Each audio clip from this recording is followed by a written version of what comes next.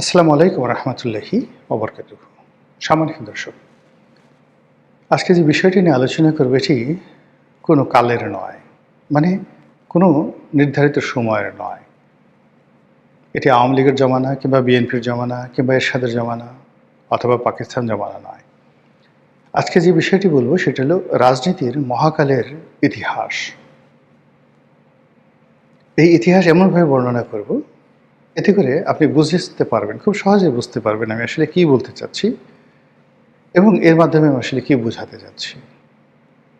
এবং এমনভাবে বলবো যাতে করে আপনি সিদ্ধান্ত নিতে পারেন নিজের সম্পর্কে, দেশ সম্পর্কে, কাল সম্পর্কে। রাজনীতিতে পুতুল নাচ, রাজনীতিতে পুতুল এই শব্দটি ব্যাপক পরিচিত। দ্বিতীয় যে বিষয়টি হলো যে আমরা অনেক সময় একটা শব্দ ব্যবহার করি, তাসের ঘর, কাগজের তৈরি তাসের ঘর। তো সামান্য বাতাস হলে, ঝড় হলে, বৃষ্টি হলে আপনি যদি কাগজ দিয়ে একটা ঘর তৈরি করেন, সেই ঘর থাকে না, কোনো অবস্থাতে থাকে না। তো আপনি যখন নিজে অবৈধ হবেন, তারপর কোনো একটা পুতুল হবেন, তারপর পুতুল হওয়ার পরে আপনি একটা ঘর তৈরি করবেন। সেই ঘর আপনি কনক্রিট দিয়ে তৈরি করেন, স্বর্ণ দিয়ে তৈরি করেন, হীরা, মণি, মুক্তা, জহরত দিয়ে তৈরি করেন, পাহাড় কেটে কেটে আদ এবং সামুদ তাদের মতো তৈরি করেন, যেটাকে ইরামবাসী বলা হয়। কোরআনে যেটাকে বলা হয় ইরামবাসী। এবং এই ইরামবাসী এখন জর্ডানের একটা জায়গা আছে, নাম হলো পেত্রা। সেখানে দেখবেন যে পাহাড় কেটে কেটে সেই ইরামের অধিবাসীরা অসাধারণ সুন্দর সুন্দর হাজার হাজার বাড়িঘর তারা নির্মাণ করেছিল। তো এটি অতি আশ্চর্য, এখনো মানুষ অবাক হয়ে যায় যে এই পাহাড় কেটে কেটে এখানে কিভাবে তারা ঘর তৈরি করেছিল, কিভাবে তারা বসবাস করেছিল। এই মানে একটা অদ্ভুত শহর তারা বানিয়েছিল। কিন্তু সেই বাড়িঘর সব কিছুই তাসের ঘরের মতো উড়ে গিয়েছিল। এর কারণ হলো তারা যে কর্মগুলো করত, মন্দ কাজ করত, এই মন্দ কাজের ফলে তাদের প্রাসাদগুলোর কোনো ভিত্তি ছিল না, তাসের ঘরের মতো হয়ে গেছিল। বিষয়টা জটিল যেন না হয়, সহজভাবে বলি। যেমন ধরুন, যাত্রা মঞ্চে আমরা অভিনয় করি, কেউ রাজা, কেউ সেনাপতি, কিন্তু সকালবেলা আমরা তাদেরকে কি দেখি? গণেশ হয়তো রাজার চরিত্রে অভিনয় করেছে, সেনাপতির নাম পরেশ, এরকম। তো ওই পরেশ এবং গণেশ কখনো রাজা হয় না। রাজা হতে হলে তাকে সত্যিকার অর্থে সিংহাসন দরকার হয়, রাজ্য দরকার হয়, জনগণ দরকার হয় এবং সময় দরকার হয়।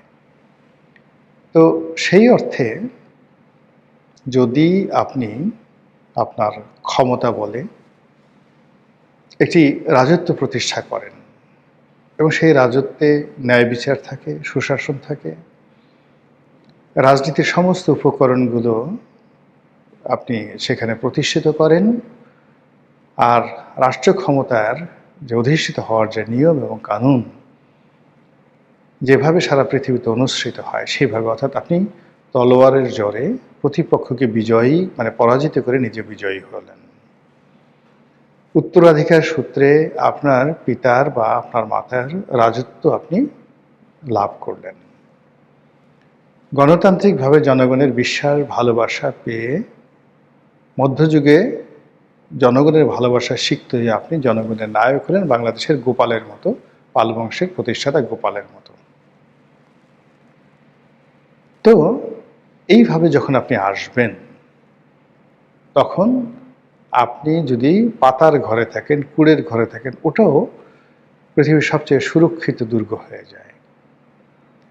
আর দেখা গেল যে আপনার কোনো যোগ্যতা নাই, আপনি লেদু গেদু ধলার চাইতেও অনভিজ্ঞ, আপনি রাম শ্যাম যদু মধুর চাইতেও অশিক্ষিত। আপনার বুদ্ধি শুদ্ধি এটি একটি ছাগলের মতো, আপনার আচার আচরণ পাগলের মতো। তো এই আপনি অলনে ছাড়েন, দেখা গেল যে জুলিয়াস সিজারের নজরে পড়ে গেছেন, নেপোলিয়ন বোনাপার্টের নজরে পড়ে গেছেন, অথবা দিল্লির সম্রাট আকবরের নজরে পড়ে গেছেন। যে কোনো কারণে আপনাকে তার ভালো লেগে গেছে। তো তারা হঠাৎ করে সিদ্ধান্ত নিলেন যে আপনাকে যে কোনো দেশের একটা মসনদে বসাবেন। যেই কথা সেই কাজ, রাজা হুকুম দিয়েছেন, সঙ্গে সঙ্গে আপনি সিংহাসনে বসে গেলেন। আপনার জন্য পোশাক বানানো হলো, আপনার জন্য ঘোড়া রেডি করা হলো, রথ, আবার সেই ঘোড়া টানার জন্য আপনার জন্য রথ বানানো হলো, আপনার জন্য মন্ত্রী মিনিস্টার আমির উমরা পায়েক পেয়াদা সব কিছু তৈরি করা হলো, আপনার জন্য হারেম তৈরি করা হলো, দেশ বিদেশ থেকে সুন্দরী রমণী এনে আপনার বাইজিখানাকে ভরিয়ে দেওয়া হলো, সারা দুনিয়া থেকে যত মদ্য আছে সেগুলো এনে সব ভরিয়ে দিল, এবং সবই আপনার যে মালিক জুলিয়াস সিজার, নেপোলিয়ন বোনাপার্ট, আকবর করলেন, এমনি এমনি করলেন। পুতুল, আপনাকে পুতুল বানিয়ে বসিয়ে দেওয়া হলো। তখন আপনি সিংহাসনে বসে যে কর্ম করবেন, সেই কর্মগুলি হবে পুতুলের মতো কর্ম, এবং আপনি যে কাজকর্মগুলো করবেন সেগুলো যেটা লিখিত থাকবে, ইতিহাস হবে, সেইগুলো হবে পুতুল নাচের ইতিকথার মতো। দ্বিতীয়ত হলো যে আপনি যে প্রাসাদে থাকবেন, সেই প্রাসাদ ইট বালু সিমেন্ট, সেই প্রাসাদ মরমর পাথরের তৈরি হোক, মার্বেল পাথরের তৈরি হোক, সেই প্রাসাদের প্রতিটি আনাচে কানাচে স্বর্ণ দিয়ে মুড়িয়ে দেওয়া হোক, কিন্তু সেটির স্থায়িত্ব হবে জাস্ট লাইক তাসের ঘরের মতো। যে কোনো সময় যে কোনো মুহূর্তে আপনার মালিক আপনার আশীর্বাদ আপনার মাথার উপর থেকে নিয়ে যাবে, আর আপনি সঙ্গে সঙ্গে সেখানে ধসে পড়বেন। মানুষ আপনার মালিকের ভয়ে গতকাল সন্ধ্যার সময় আপনাকে কুর্নিশ করেছে, সকালবেলা এসে তারা আপনাকে খুঁজবে কি করে পাড়া দিয়ে আপনার পেটের নাড়ি ভুড়ি বের করা ফেলা হয়। এটা হলো রাজনীতির ইতিহাস, এবং এই ইতিহাস বহুবার ঘটেছে। ছোট্ট একটা কাহিনী বলি। যখন নাদির শাহ আক্রমণ করেন, ভারত আক্রমণ করেন নাদির শাহ।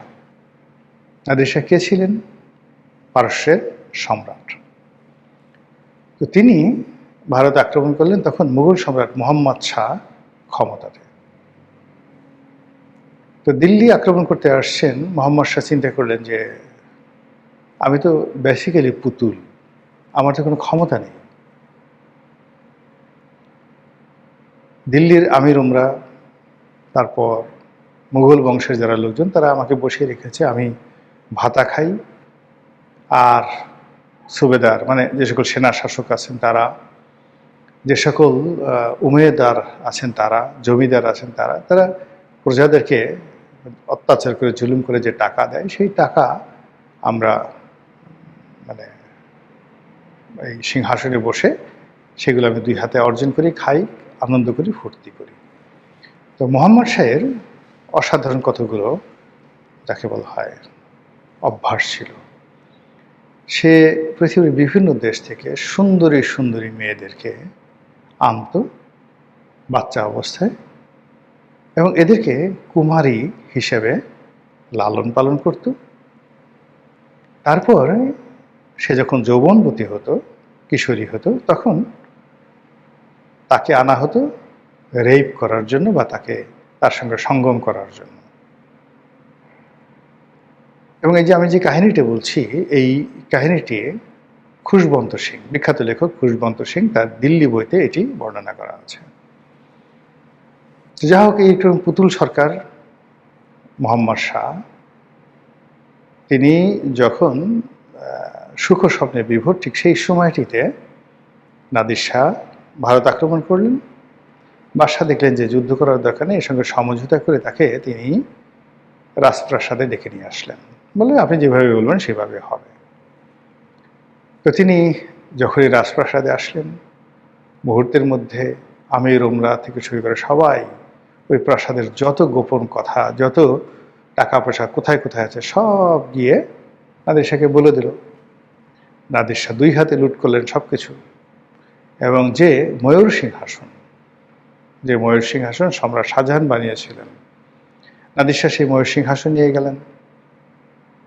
আর ওই প্রাসাদের যে সবচেয়ে সুন্দরী যে মেয়েটি, যে মেয়েটিকে তৈরি করা হয়েছিল কুমারী হিসেবে, ওই যে অসাধারণ সুন্দর মেয়েটিকে নাদির শাহ বললেন যে এরকম একটা মেয়ে আছে, ওটাকে নিয়ে আসো। এবং নাদির শাহ সেই মেয়েটিকে ভোগ করলেন। এটাতে গেল এই অবস্থা। অনেক ক্ষেত্রে অনেক পুতুলের কন্যা, অনেক পুতুলের স্ত্রী ওই তাসের ঘরে এরকম বিজেতার দ্বারা ধর্ষিত হয়, বিজেতার দ্বারা মৃত্যুমুখে পতিত হয়।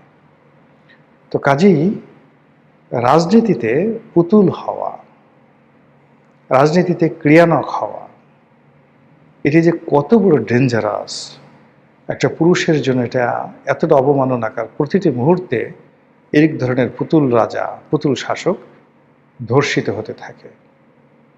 পুরুষের ধর্ষণ তো আপনি বুঝতে পারেন, নারীর ধর্ষণ যেভাবে মর্মান্তিক, পুরুষের ধর্ষণও মর্মান্তিক। পুরুষদের যখন তার মলদ্বার দিয়ে সেই যৌন কাম করা হয়, এটা একটা, যাকে ধর্ষণ করা হয় যে পুরুষকে, এর চাইতে কষ্ট করা আর কিছু হতে পারে না। তো বড় একটা পদ পদবিতে যখন এরকম একজন লোক বসে থাকে, বসে থাকার পর যখন এরকম ঘটনা ঘটে, তখন সেই পুতুলের যে বেদনা, তার যে কষ্ট, তার যে আর্তচিৎকার, সেই আর্তচিৎকার সে ছাড়া আর কেউ অনুভব করতে পারে না। কিন্তু ক্ষমতার লোভ এমন যে ক্ষমতায় যাওয়ার জন্য বহু মানুষ নিজেকে বিক্রি করে, নিজেকে ধর্ষণের জন্য প্রতিপক্ষের হাতে তুলে দেয়, নিজের পরিবার পরিজনকে বিপদ বিপত্তির মধ্যে ফেলে দেয়, তারপরও তাদেরকে পুতুল হতে হবে।